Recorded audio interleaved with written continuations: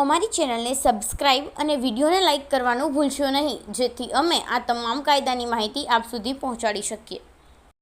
કલમ 56 કેદની શિક્ષાને પાત્ર ગુનાનું દુષ્પ્રેરણ. જો કોઈ વ્યક્તિ કેદની શિક્ષાને પાત્ર કોઈ દુષ્પ્રેરણ કરે અને જો દુષ્પ્રેરણના પરિણામે ગુનો કરવામાં આવ્યો ન હોય અને એવા દુષ્પ્રેરણની શિક્ષા માટે આ સંહિતાના કોઈ સ્પષ્ટ જોગવાઈ કરવામાં આવી ન હોય તો તેને તે ગુના માટે ઠરાવેલી વધુ મુદતના 1/4 ભાગની મુદત સુધીની બેમાંથી કોઈ પ્રકારની કેદની અથવા તે ગુના માટે ઠરાવેલ દંડની અથવા તે બંને શિક્ષા કરવામાં આવશે. અને દુષ્પ્રેરણ અથવા દુષ્પ્રેરિત વ્યક્તિ રાજ્ય સેવક હોય અને તેની આવા ગુના અટકાવવાની ફરજ હોય તો એવા દુષ્પ્રેરણને ગુના માટે ઠરાવેલી વધુમાં વધુ મુદતના 1/2 ભાગની મુદત સુધીની બેમાંથી કોઈ પ્રકારની કેદની અથવા તે ગુના માટે ઠરાવેલ દંડની અથવા તે બંને શિક્ષા કરવામાં આવશે.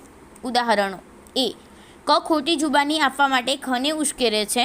અહીં ખ ખોટી જુબાની ન આપે તો પણ ક એ કલમમાં વ્યાખ્યા કર્યા મુજબનો ગુનો કર્યો છે અને તે અનુસાર તે શિક્ષાને પાત્ર છે. બી. લૂંટનો ગુનો થતો અટકાવવાની જેની ફરજ છે એવા એક પોલીસ અધિકારી કને લૂંટ કરવાનું દુષ્પ્રેરણ કરે છે. અહીં લૂંટ કરવામાં આવી ન હોય છતાં કને ગુના માટે ઠરાવેલી વધુમાં વધુ મુદતના 1/2 ભાગની મુદત સુધીની કેદની શિક્ષાને અને દંડને પણ પાત્ર છે. સી.